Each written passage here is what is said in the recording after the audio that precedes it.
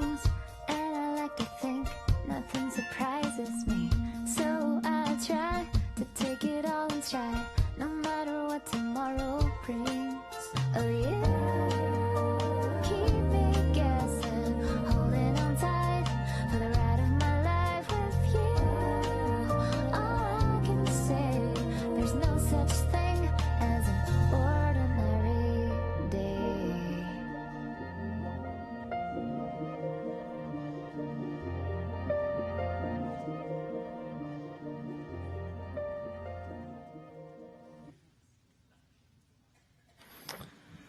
Good morning again. Good to see you guys. Welcome to the second installment of The Principle of the Path. Now, I'm borrowing tons of stuff. It's not quite plagiarism, but it's darn close. Okay? It's about as close as you can get. But I'm giving credit where credit's due. Andy Stanley, Principle of the Path. Fantastic read. Highly recommend it. And did this mostly in honor of our graduates. And we have a lot of students who have graduated and are headed on to bigger and better things. Our high school graduates in particular is who I have in mind right now. And you know, at this time of year, those graduates all get their yearbooks, and these are important because they have they kind of chronicle a little bit of the journey. They've got the pictures, but most importantly, in the Oldham County High School yearbook, they have senior quotes. Yes, sirree. Wisdom you can use. Okay? Things you need to know. Okay? Like, let's see. Where is Gavin Wilson? Wilson. Let's see. We get this. I'll go through some of what our graduates had to tell you. Some of the kids from Phos Community Church and just some things they want to make sure the world knows. Here he is. Good looking picture. His quote, "Give him the heater," from Major League. I have no idea. Okay. Let's see. How about Madison? Giles. I probably should have screened these before I did this. I have no idea what I'm going to get into. Oh, this is good. Well, look at this, Madison Giles. "If everyone demanded peace instead of another television set, then there'd be peace." John Lennon. It's pretty good. Yeah? You like it? Yeah? No? Okay. You guys are a tough audience. You guys are tough. Yeah.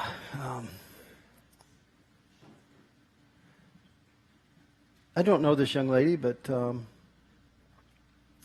this would fit with today's message. Penny Gladney says this: "If you don't know where you're going, any road will take you there." George Harrison. That fits pretty good. Billy Galloway says this: "The mind is just like a parachute. It doesn't work unless it's open." Frank Zappa.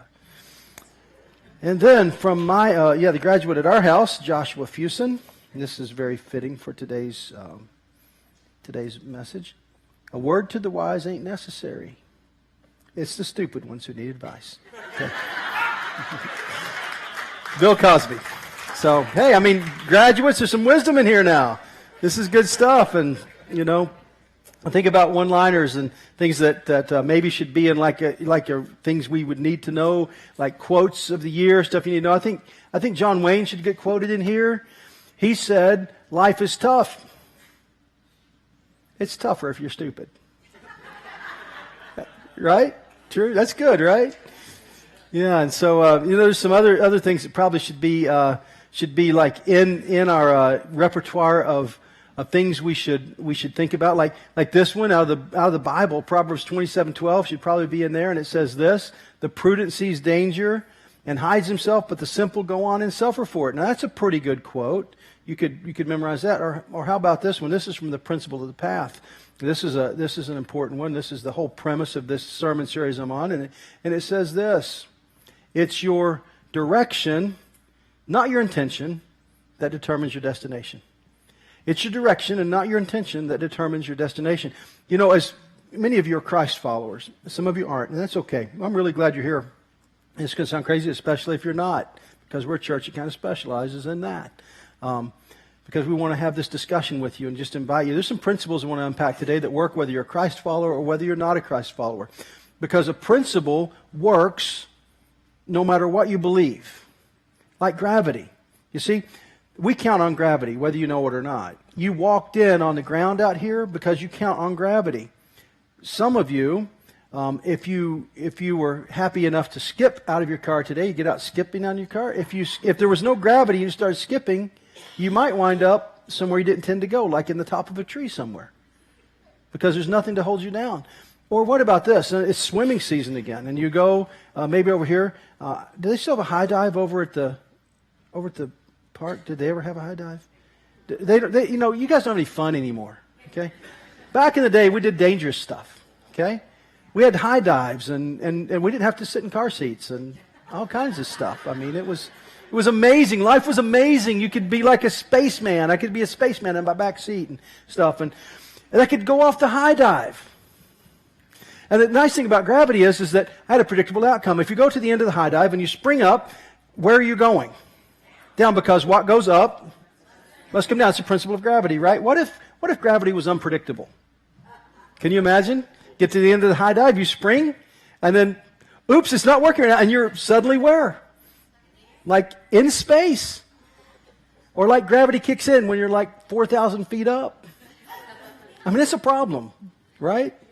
So it's a good thing that the principles that we tend to follow in life, these things that we count on, principles, they work. It's because it's your direction, not your intention, that determines your destination. And that's a principle that you can use. Rob and Ann are doing some amazing stuff with a concept called financial peace that was put together by Dave Ramsey. And I can't wait to hear some of your story and what you're going to share with us here. And I bet Dave Ramsey would have some cool stuff to put in a yearbook. He would have some good one-liners and some things that would be in there. So let's start with that. What are some one-liners that Dave Ramsey might have for us that might put in a yearbook? The paid-off mortgage has taken the place of a status symbol of choice. It's not a BMW in your driveway. Yeah, how about that? That's cool. Okay, what else might he say? When you get an emergency fund, you ward off Murphy from showing up with his three brothers, broke, desperate, and stupid. That's good. Yeah, so I love it. Well, Rob, Ann, you've got an amazing story. You've been teaching financial peace here with us for, I guess, a year now. In a couple of years, you dove into that, and you learned some principles about finances. And by the way, there are three key areas of life that we really get concerned about. One of them is relationships. And we're going to address especially the husband-wife relationship this fall in a series that begins in September. You want to make plans to be here for that. We're going to wrap it up with a seminar in October. So that's going to be an amazing series to kick off your fall with. So put it on your calendar. Be at worship every Sunday, but especially once we get to September, you want to not miss that. And then our bodies, our physiology, our health, real important to us. And we're going to do a series on that in January that'll kick off 2016. I think will be real helpful to you. And our finances impact us incredibly. And you guys have been leading Financial Peace. You're going to lead it again this fall in a small group format. And it's benefited you a lot. It's going to benefit some other people. So yeah, and the three things he just said, your health, your finance, and your relationship, it's all connected. I mean, everybody has drama in life. And, we were no different. We had drama. But when you have drama and you have financial drama on top of it, it's double down, right? So 3 years ago, we were typical Americans, swimming in debt, braces to pay for, 2 cars you have to pay for, a credit card. I don't know, it had $5,000 on it or something ridiculous. And then the mortgage. Yeah, it was more than that because it was the third one we paid off. It rolls. Anyway. So we took the course, and Lonnie actually led it, and in 18 months we knocked out $25,000 in debt. Yeah. So he asked us to teach the class. Actually, you asked us to teach the class. Lonnie, through him, whatever. We taught the class. God asked you to teach the class. Yeah, God directed us to teach it because, we had done well. We had gotten out of debt. We had emergency fund, gotten out of debt, and we were really building the big emergency fund, which is 3 to 6 months of expenses. And we taught the class, and we had 2 couples take the class, and in 9 weeks they knocked out about $15,000 worth of debt. So it's God's principles. So the book talks about how to love each other, but the second most topic that he covers, if I'm remembering right from the class, is money. So if you follow God's principles on how to handle money, what we found is that we started giving a lot more, and then God gave us a lot more so we could give more, because you don't get more unless you trust him, so you have to give it to get it. And our budget, like most people, was upside down. So we paid everybody at the end of the month, whatever was left we gave to the church. And now giving is the number, it's the top of the line. So you pay for your food and your housing, obviously you got to do that, and then you give to the church, and then you get more stuff, well, more money, and then you end up giving more away. So it's been great because, and just to give you an example of some of the drama we had, in the first year, we had gotten rid of that debt, and then we literally had a vacation envelope. And for those of you who have taken it, it's an envelope system. You use cash for a lot of stuff, and you plan. And we had this envelope for vacation. We were going on a vacation without a credit card, without any credit card debt. It was going to be awesome. And I work nights at UPS, so literally I'm laying down to go to sleep, and when I get up, we're going to get in the car and drive. And she's getting out of bed, and her stomach hurts really bad. She thinks she needs to go to the doctor. So I wake up and she's actually in the hospital. Okay? For weeks, she's in the hospital. So we took the cash out of the vacation envelope and put it in the doctor envelope, because there wasn't a doctor envelope, but now there is now. Yeah.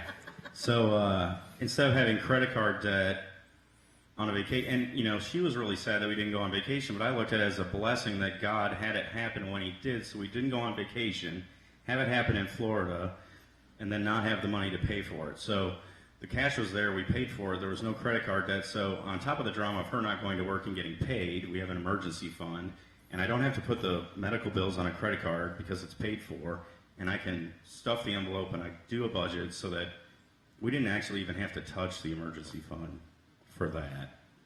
And then last year I play on a co-ed soccer league up at Buckner at the Y, and I tore my ACL and had to have surgery on that again. Never had surgery in my life, and in the last 2 years I've had surgery like every November. So pray for me come November, because I don't want to go back in the hospital again. But that was a non-issue too, because we had the money saved up, so we didn't have to have drama on top of illness drama. We didn't have money drama. So it's called Financial Peace University for a reason, because even though we've had regular life stuff that's happened to us, I mean, people get sick, people get hurt, things happen, cars break down, and everybody always comments on how that's such an emergency, but we didn't know that the kids were going to go back to school in August, and we needed $350 for registration. Well, yeah, we did. So when you stop and think, when you look out in front of you, you know these things are coming, right? yeah, And so relate that verse to what we're talking about. The wise see danger coming, and they take refuge. it used to be. The foolish suffer because they don't take refuge. It used to be that we look at our bank account and we have all this money and we think, oh, well, we wanted a TV. Let's go buy a TV. And then the next week, the insurance bill would come. Oh, well, now we have an emergency. But the insurance bill comes every 6 months. Duh. I mean, it happens. And Christmas comes every December. Christmas comes every December. The kids need new clothes for school every August. We were living in a short-sighted moment instead of looking down the road and being able to put things aside, being able to make a plan. And when we finally got on board with the budget, we ended up giving ourselves a raise every month because we knew where every dollar was going. And we had the financial peace. Yeah, here you go. So we have to work together. Part of it is working together every month. We get a budget, and I'm the nerd, but I'm the spender. So I put the budget together, and I give it to her. And she's the free spirit, she's the saver, so she marks it all up. And I have to make the changes. So you end up working together and becoming a great team. So the relationship part affects the financial part, which protects you on the health part. So it's all connected.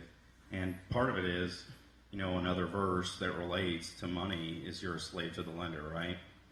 So, and if you think you aren't, you're in denial because you are a slave.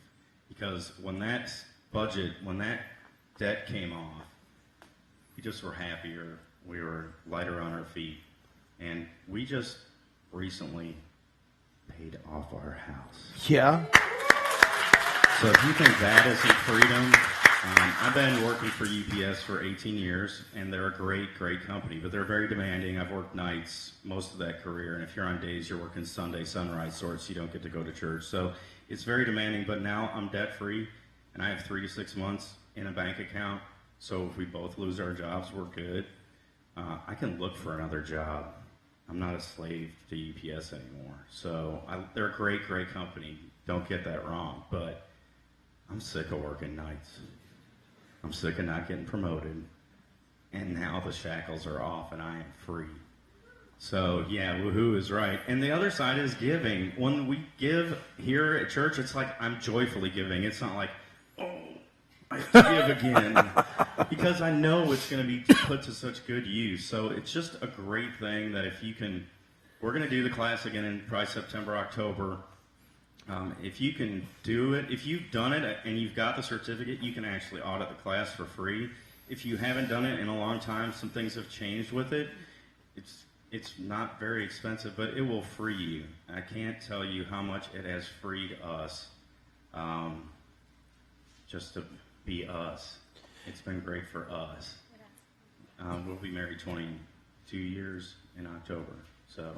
And this has been the best times of our marriage is the last 3 years, honestly. I mean, we've had great times, but, not having that debt payment show up, and it teaches you how to see ahead and down the road. And if you follow everybody else, you're going to end up 65 and broke and on what you hope is going to be Social Security, okay?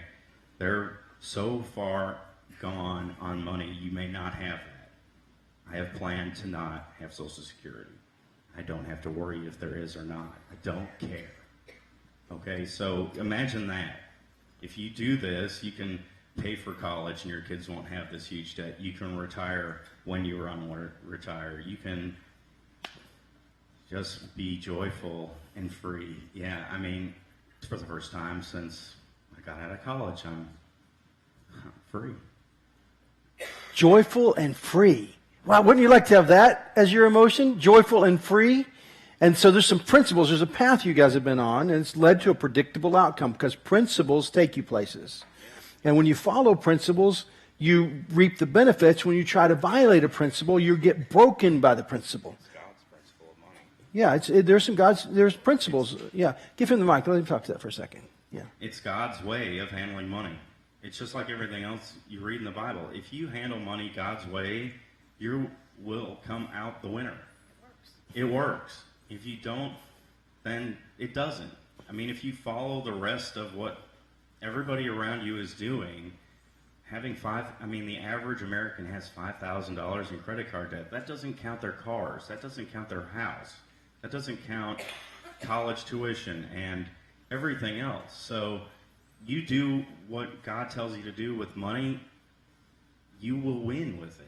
It just works that way. I can't explain it. I don't know. I mean, I know why, because it's God's way, but you can deny it. You can go against it, but it's not going to work. We worked against it for 18 years, and we did okay, but we had lots of drama, and now 3 years, and it's not, and it works. I mean, you're still going to have $4,000 in medical bills, but you can do your budget and budget it in there. And it's, your car's going to need tires, okay? Everybody in here that drove, someday your car is going to need new tires. So you have a repair envelope, you put the money in it, so when it needs tires, you just, they said I need new tires. Okay, put them on. Pay cash. It's amazing how much of a discount you get on furniture and tires and everything when you look at them and go, what's the cash discount? Because all those vendors, they have to pay Visa to use their card. So you say, here's my money, green money in my hand. What's the discount?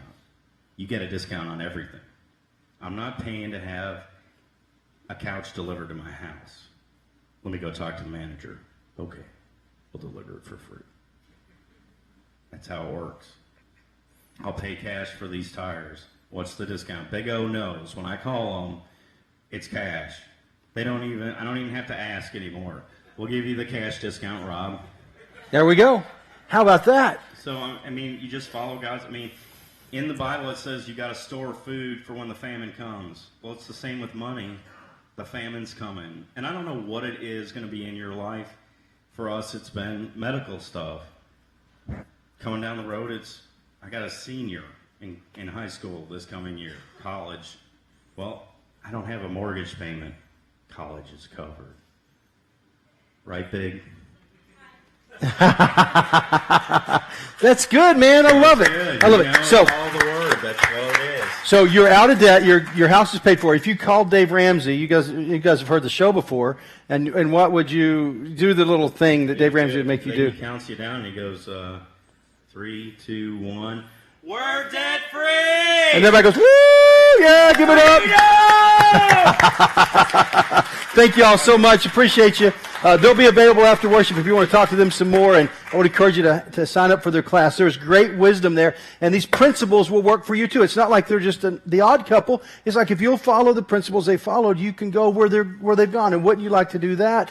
And I would rather you take action than just have feelings. So today isn't about you having nice feelings or bad feelings or feeling guilty. Today's about how you're going to take action. What are you going to do? Because your direction, not your intention, determines your destination. That you can have all the feelings you want, but if you don't take action on what we're going to talk about, it won't matter. But if you will, you can wind up in some really good places. You know, there's some dynamics at place in this scripture that I want to talk to you about. In your sermon note card, I list that there's 4. I really believe that there's 5. And so if you'll look at these with me and add this one into your sermon note card, here are the principles that I think are at work in that verse. Number 1, you got to have a vision for what's coming down the path. Like Rob and Ann said, things are going to happen. You got to have tires for the car. You got to pay for insurance. You know that the college is coming. Kids go back to school. All these things are predictable, right? So if we plan ahead, we can be ready for them.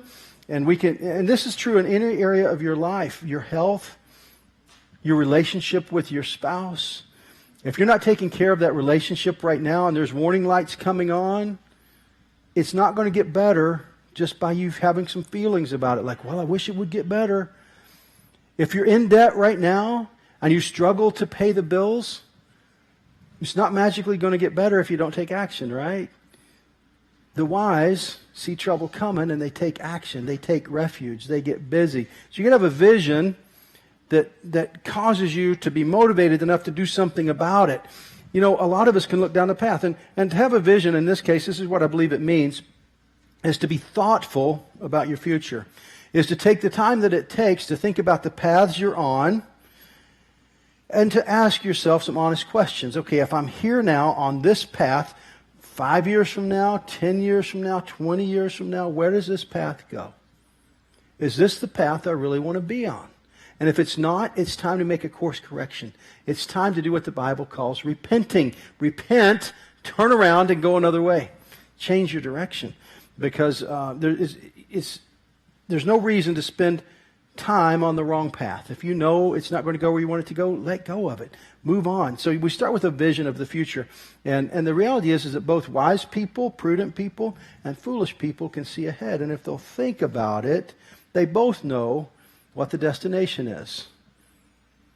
It's just that one goes beyond having feelings and takes action, while the other one has maybe the same feelings but just keeps right on going. And it leads to a bad destination. It leads to destruction. So it starts with vision, and then the second thing that happens is action. We've got to take action. We've got to take action on what we see out in front of us. If you don't take action, just have feelings and emotions, it doesn't really help you. So I want you to begin today to ask yourself a question. Where am I headed in my life? And on what paths, what roads am I on that I need to take action on? Where do I need to make a course correction so that I can wind up where I really want to be? Debt-free, house paid off. Rob, is it true? Happy wife, happy life. Is that true? Okay, men, that should motivate you enough. I won't say any more. Okay, but happy wife, happy life. And a debt-free household, I promise you, will make your wife a lot happier. And if she's happier, you're going to be happier too. Okay? Men, are you hearing me? Okay. Okay. So, vision, action, sacrifice. You got to give up something now that you might want in order to live differently. Another Dave Ramsey idea is You live today like nobody else, so tomorrow you can live like nobody else. Which means you do some things differently than the crowd does. I promise you that Ann and Rob did some things differently than the crowd did. And they began to put money in envelopes and discipline themselves to pay for things with cash out of that envelope. And they made a system that worked for them, which meant they had to sacrifice some right now happiness. And the sacrifice for most men, at least for me, and I was talking to me for a minute, is my ego. Because I can't have everything my ego wants right now and move down the right path. I'll give you a bad example of it, a bad example of where I let my ego get out of control. It was related to a car. Can any of you men relate? Okay, it's usually a car for a guy. And for me, I had a Bonneville, a red Bonneville that was running really well, and it was a little bit old. It had a little rust above the back wheel well, and so my ego was kind of getting chipped away a little bit, you know. Not a beautiful car, but it ran like a top. I mean, mechanically, other than the rust, it was great. As a matter of fact, I had a wise friend who knew a lot about cars. He said, "Jeff, that's a good car. You should hang on to that." I was saying, "Yeah, but Paul, I mean, it's got some rust back there." What I was trying to do was build a case for why I wanted this other car that somebody was selling. Okay, it was a Lincoln, and it was beautiful. It was navy blue, and it had navy blue interior. It was all tricked out and had all the stuff. And I thought, man, I really need the Lincoln. I mean, I got to have it. So I kept talking about the Bonneville and talking it down. Well, it's a bad car. You know, it's got rust. And my buddy, who's much wiser, said, "Jeff, hang on to that car." But I sold the car to Julie's secretary at the work where she worked. And she drove the car, her secretary drove the car 50 to 60 miles each way to work. So she had an over 100-mile round trip, and she drove that car for about 3 more years. No trouble. But me, I had to have the Lincoln because of my ego. And I talked myself into the Lincoln. Somebody in our church owned the Lincoln. They were selling it. And I thought, well, surely they would tell me everything wrong with it. That's a lesson. But the car had been sitting for a long time. And I didn't really pay attention to that. So a lot of the seals and the wheels and, the tires and stuff were dry rotted. And once you start driving the car, like I had drive a car, baby. I drive it a lot. So once I started driving that car, I'd been sitting in the garage for several years, guess what started happening to it? Everything that could break started breaking. And when it's a Lincoln, when it has that tag on it, it's an expensive repair because automatically it says, this person has a big ego, therefore hopefully they got big pocketbooks. I had a big ego, but not a big pocketbook. Okay? So I took a $12,000 bath on that car. I bought it for $8,000. I spent another $4,000 trying to fix it. And then I was begging just to get rid of it. Like I will do anything, even drive a minivan to get rid of it. And so I gave the car to a dealership, started driving the minivan. And here we go. So your ego's shot by then, gentlemen, right? You know what I'm saying? So I just got over my car ego thing and said, I'm just going to drive it. And our present car, my ego isn't as bad about cars as it used to be. $288,000 on our Toyota Sienna. It runs great, thanks to Rob and the Motorheads. They did a few things to it. It's a great car. You know how long I'll drive that car? Till it will not run. Till it will not run. Why? Because it's the cheapest transportation I can have. Is it good for my ego? Yeah. You know why? Because I'm like, well, I don't have a car payment, and you do. So who's dumb? Okay? Which is it? You can have a car payment if you want. You can do whatever. And I'm just saying that car is great for me, but it's a little bit of a sacrifice. Took some action and hung on to the car. And a little bit of a sacrifice. Maybe even a little embarrassment. You may go through a little embarrassment because you're acting differently than other people act, and you're not acting normal because normal is don't take care of your health, and normal is only give what's left at the end of the month if you have anything left to give because you don't trust God enough to give. Normal is neglect the relationships that matter most to you because you're so busy with your hobbies or your job. That's normal stuff. And those normal paths go to predictable places, don't they? So you got to ask yourself, if I stay on the normal path, the regular path, the path that everybody else is on, and I wind up where they're going to be, do I want to be where they're going to be? Or will I live today like nobody else so I can live like nobody else tomorrow? Will I have the vision? Will I take action? Will I sacrifice some temporary pleasure for a long-term gain? And will I suffer the embarrassment of being different? Because if you'll do those things and you wind up with the dynamic of relief. Relief. Did you see what Rob did on the stage up here a minute ago? This should give some of you hope. He's worked a long time for a great company, a demanding company. But did you hear what he was able to say? And he said it. He knows he's on camera. He knows this is live streamed. He knows it's recorded. So what is he saying to his current employer? He said, I want a raise. And he said, first of all, you should have promoted me. Okay? But he's able to say that with some confidence because he's got the cash in the bank to back it up. Because he's followed some principles. Wouldn't you like to have that?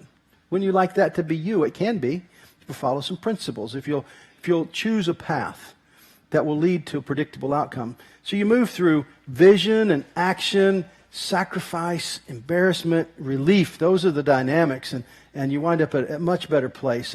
And so to help illustrate that, I want to share a story out of the principle of the path. And I'm just going to read it straight up because Andy writes this so well that I'm afraid I'll miss pieces of it. So understand that this isn't my story. This is Andy Stanley's story. It's so good, though, I just got to use it straight up. So here we go. And by the way, his wife's name is Sandra. My wife's name is Julie. Just to get that clear before we go. Okay? You guys leave here thinking, that preacher's got 2 wives. No. I do not. We do not promote that. No. Because I know some of you heard half of that and you're like, see, that preacher's talking about having 2 wives. Some of your husbands are like, dude, this is a good church. Some of the wives are like, yeah, I'm going to kill you too, boy. That's a path you don't want to be on.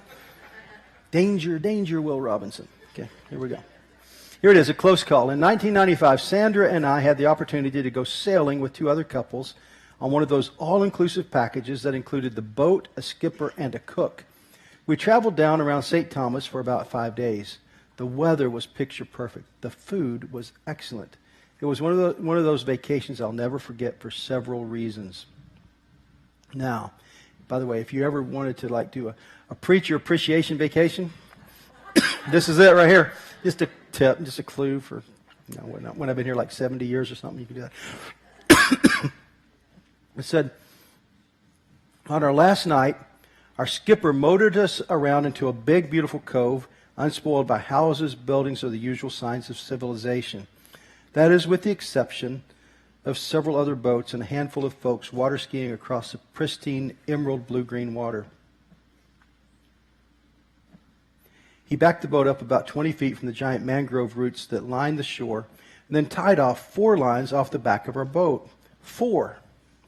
That was a bit strange, since in previous nights we had simply dropped an anchor off the bow out in the middle of a cove and let the breeze carry us around until the boat sat still in the water.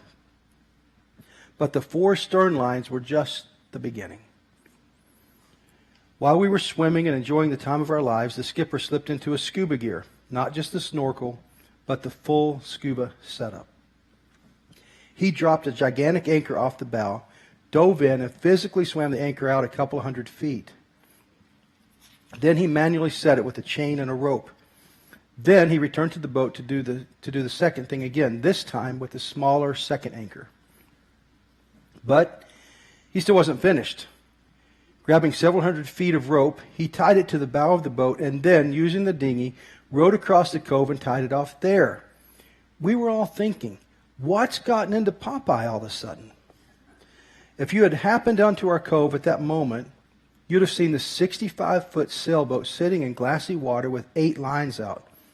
No doubt you would have thought, that person knows nothing about sailing. He sure went to a whole lot of trouble for nothing.